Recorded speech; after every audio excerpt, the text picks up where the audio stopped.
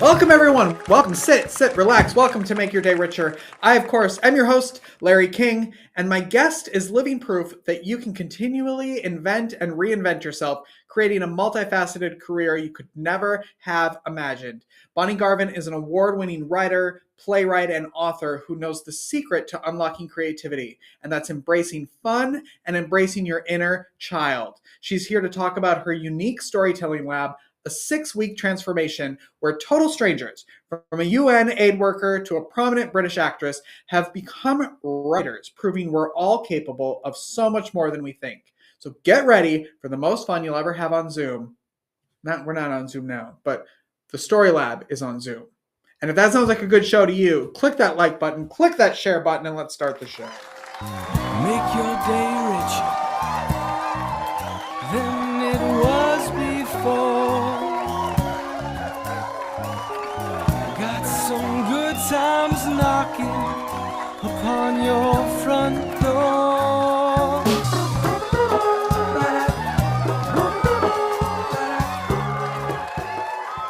Bonnie, good morning. Thank you so much for being here. My pleasure. Thank you for having me. Well, I am so glad you're here because I think your story I resonate with and I love. And as someone who loves people who find creativity however they find it, I'm excited to hear about how you just fell into writing and never wanted to do it before in your life. And now it's your career. Tell everybody the story behind this. Well, part of it is, and I thought about it, I would have thought, I can't do that. I'm not smart enough. I'm not talented enough. I'm not this and that enough. But because it came to it accidentally, I had gone back. I was in therapy. I had already finished school years before. I had a good job, but I knew I didn't want to do that the rest of my life. But I didn't know what I wanted to do. I was amazed that I had that good job. You know what I mean? Now go find something else. Yeah. So I went. My therapist suggested just take things that interest you, and I went back at night, took a couple classes, and I ended up in what I thought was a journalism class, and it turned out it was an advanced playwriting class. And I'd probably only seen at that point 5 or 6 plays in my whole life. I lived in Detroit. There wasn't a big theater town. And I went to the professor and I said, listen, I'm not going to be here next week. And I wanted to tell you why. And then she said, well, she convinced me to stay. And I really didn't want to do it. I was like in my therapy trying to work on not pleasing people, doing what you want. And I was doing exactly the opposite of that. So the first thing was write a scene. I didn't even know, what is a scene? I had no idea. I mean, I thought, well, I know how people talk. I know, some idea of, that and what happens between people. So I went home, wrote a scene, and that scene became the basis of a play. So then I wrote a full play around it. And the play ended up becoming a finalist for the Eugene O'Neill Award. And then people, I thought to myself, maybe I could be a writer. And then the next part of the ignorance was not knowing how hard that would be. Because I just figured, well, I did this thing. Now I won an award. Yeah. Can I just tell people that and now get work? I mean, I really, I never met anyone who'd done this before. There was like no roadmap for me. There was nobody I could call. There was nobody I could ask. Did you think when you went up to your professor and you were like, P.S. I'm not going to be here next week. Did you think I'm going to go find that journalism class, or were you like, that's what I thought. Okay, you're going to go back to class clearly. And this is, I just couldn't imagine it. And all the people in the class, they were all, really into it and all had some productions done and probably knew who Eugene O'Neill was. Yeah, exactly. I mean, I knew who Eugene O'Neill was, but I'd never read any Eugene O'Neill. It was like, they're all, yeah. So it was, so that was number one, also really intimidating. But on the other hand, you have nothing, when you have nothing to prove, there's something really great about that. And one of the things that happens, and as a result, like of taking the class or just, taking random classes, or where I built all my storytelling lab classes online, are all about the idea of writing as a way to getting to know yourself. That doesn't mean that you're now going to become a writer. But if you don't understand and know yourself, then how are you going to know what you even want to do? And I use this example that happened very recently, I had a man, and I don't have a lot of men in my classes, which is really in my private classes, which is really interesting. But he wrote me this beautiful letter when the class was over and said, how amazing it was, how it changed his life. And that as a result of the class, he is now applying to go to architecture school because he'd always wanted to be an architect. Wow. But I use that as an example because that's the whole point. If you don't even know yourself, because we're so all lost in all the bullshit that that we're supposed to do and that we do and responsibility, then you're lost because you don't even know where to begin. And then it becomes overwhelming and you don't begin. Right. Yes, it becomes paralyzing. Yeah, yes. It really does. So you stay in the class and then you're like, well, did you think like, okay, I'll give it 2 more weeks or No, when I finished the play and had this award, then I thought, well, you know what? I'm never going to make a living as a playwright. So, but I felt like in film and television, which I felt much more connected to because I was always a big moviegoer. I thought, well, I could see myself doing that. So then I just figured again, I came out to California and I knew nobody, by the way. I'd made a list of everyone I knew in Detroit and would go up to them and say, do you know anyone who's in the movie business? And there was always someone. No, but I know blah, blah who does. And I came out to California and I literally cold called. This was a very different time, by the way. Cold called people and said, hi, I'm Bonnie Garvin. I was blah, blah, blah, blah, blah. And would you, I have a spec script. Will you read it? And that's how it started. And and a friend of mine who's a very dear friend, and at that time was really on the cusp of becoming like a household name. And I met him through a mutual friend in Detroit. And he always teases me now because he said that when he took the script to read of mine, and he said to me at that time, well, how long do you think it'll take before you're making a living as a writer? I went, I don't know, maybe 6 months. And he said, your belief in that statement, he said, I couldn't tell you more like 10 years. I just couldn't. And you know what? I'm really glad he didn't. I mean, because that's really the less you know, the better off you are, honest to God, when it comes to things like that. So how long did it take you then to put in your 2 weeks notice? Who was closer, you or your friend? Oh, him. I think it was literally 10 years almost before I really started earning a living. Wow. And the thing the other thing about it was that I was always sort of in play. All right. Right from that time. I mean, I was really lucky in that I got really good agents. I never had a hard time, but like to make the sale, people used to literally tease me. I was like the queen of options. I was living in New York then. I was constantly going back and forth to LA, people flown out for pitches. Everybody was, yes, we're going to sell this. I mean, before I even got here, I knew literally every producer in town. What did you want to be when you were a kid, when you grew up? I don't know. I really don't know. I think for a little while, I wanted to be, when I was like maybe 10 or 12, I wanted to be an actress, which is interesting. And I got some like in a school play, and I got the supporting role. And I was really excited. I didn't want the lead role. I really wanted the support. This is my recollection of it. And as luck would have it, I got sick and couldn't do it. And I never auditioned or anything for anything else. And the other thing is I rarely get sick. But when I was a kid, I used to get sick a lot. Now I'm sick. I think I've had as an adult maybe the flu twice in my life. Wow. Yeah. What do you think it's like? Just because I'm an actress, by the way. I mean, I'm so glad I didn't. I mean, I can't think of a worse job. Now you're just writing stuff. Tearing you apart, just perched, waiting to rip you to shreds. No, that is not for me.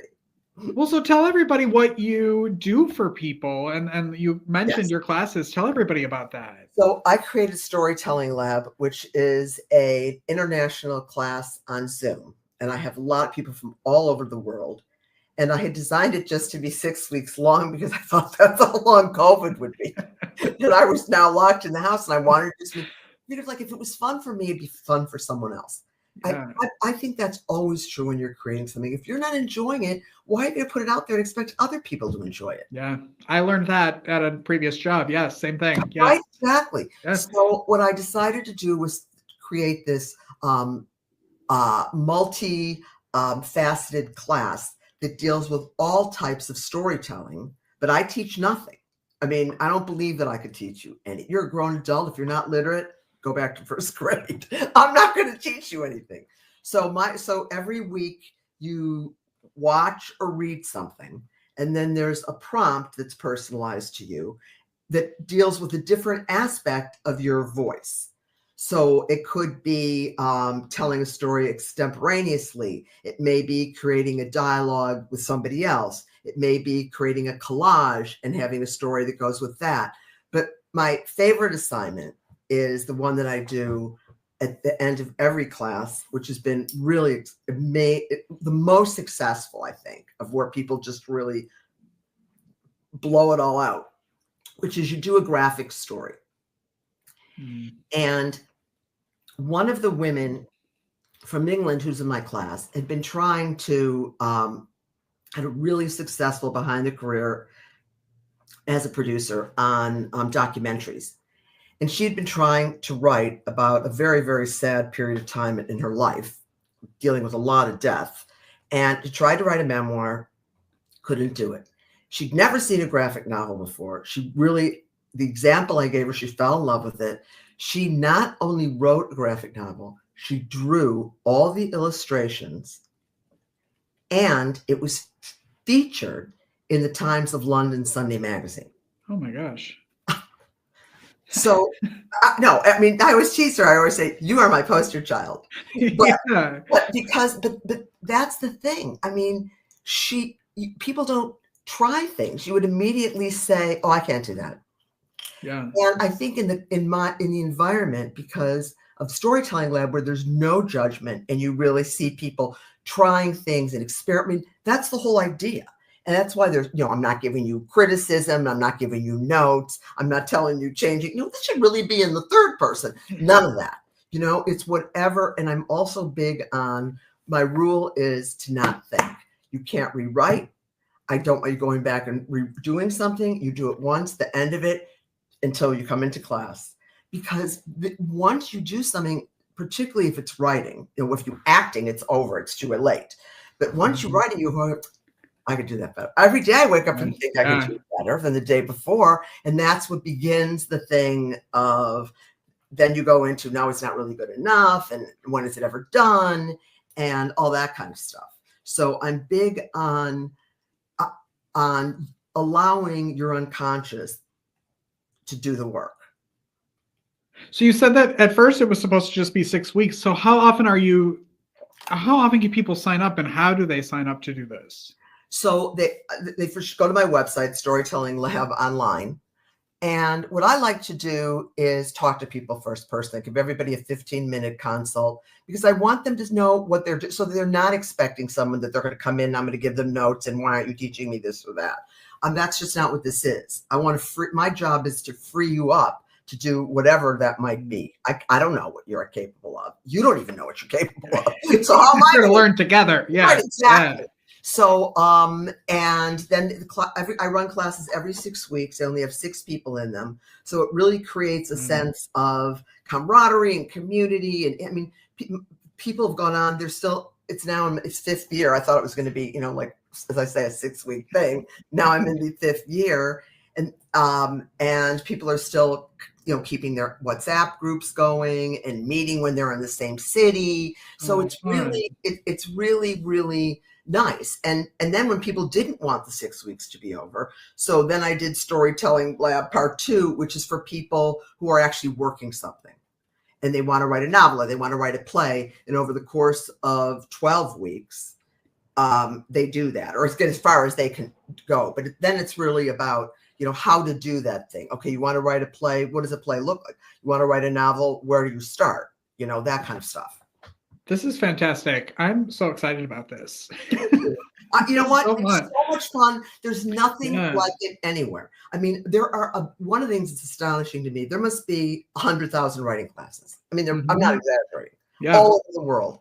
And I always say to people, I don't know how to convince people, it's not a writing class. If you're coming here as a writer, I mean, it's not that when the way you're thinking of it. Yes, you do some Right. writing, but you do other things as well. It's a storytelling lab, not a writing class. Thank you very much. Hello. Hello. Also, I want to talk about the game that you created. And please tell me that are we finalizing that at any time soon? Because you have a storytelling game. So Come on, hard. people. It is. I have to say, the game is so much fun. And what we do is we keep getting to the point where almost, and we think we're there, and then something happens. It is really, really frustrating. Now we're trying to trying to figure out if maybe we could redesign it in such a way that it would be a game either to do online or maybe as a game show we were starting to go that route. And again, it was like someone was really interested. Looks like it was going to go. No, it's not going to go. I mean, it's always that. Bonnie, when you're ready to do it as a game show and you need a host, okay, I will be auditioning for that. That is my dream. Dream. Really? Oh, that's fantastic. Yes. Well, maybe you're the lucky charm.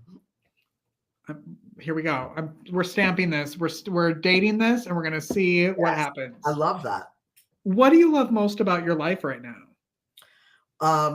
One of the things I have to say, I've gotten so much out of Storytelling Lab personally, because I never wanted to teach, and I still don't feel like I'm teaching. I feel more like I'm really connecting with people and kind of inspiring them and mentoring them, which, the person in my life, that first person in the playwright class, really did. I maintained a relationship with her until she died. She was very influential.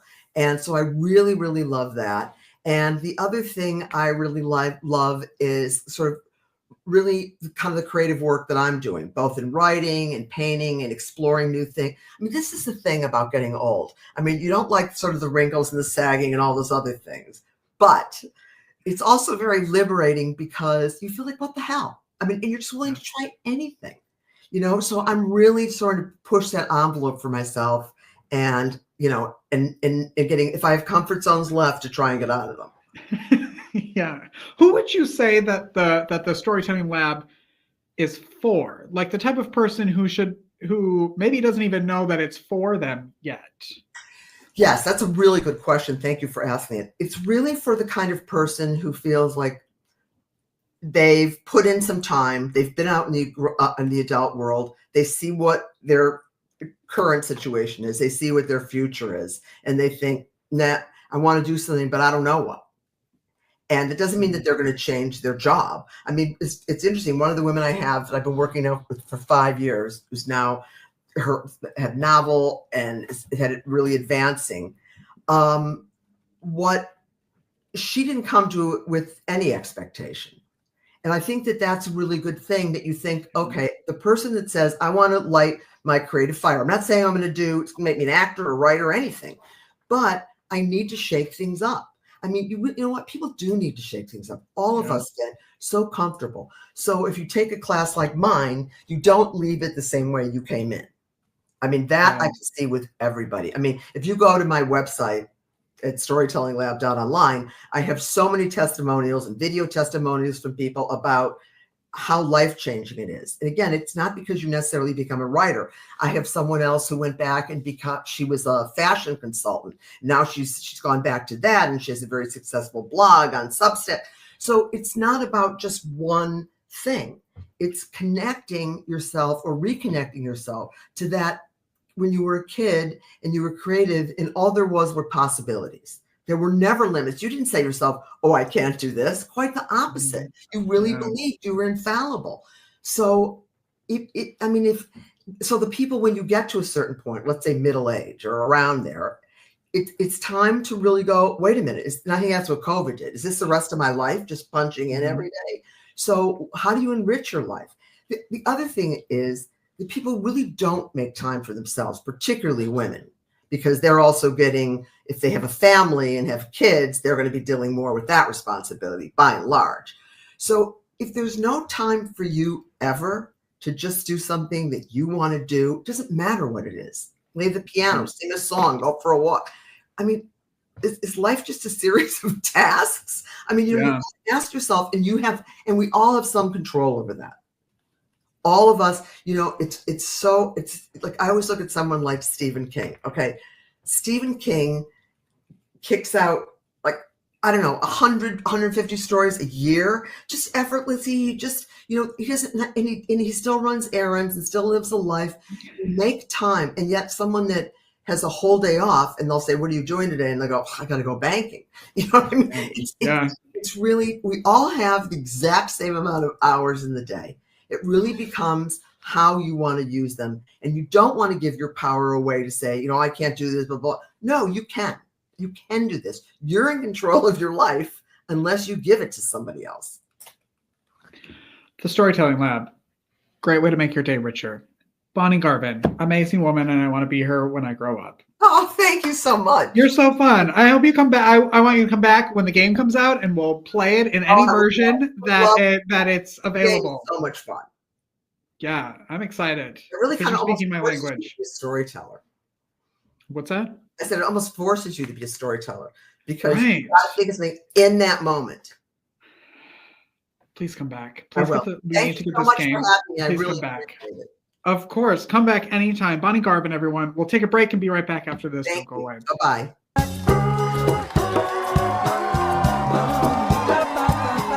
Life is difficult. Are you feeling overwhelmed or like you could use a little support for your mental well-being? Visit the Help Hub. It's the most comprehensive and inclusive free online destination for mental health resources, helpful tools, crisis hotlines, and supportive content. Just go to thehelphub.co to find the resources you need when you need them most. Unlike other resource pages, the Help Hub is divided into 16 different categories, ensuring that everyone in every community has access to the resources and support that matches their unique needs. Find the help you're looking for at thehelphub.co.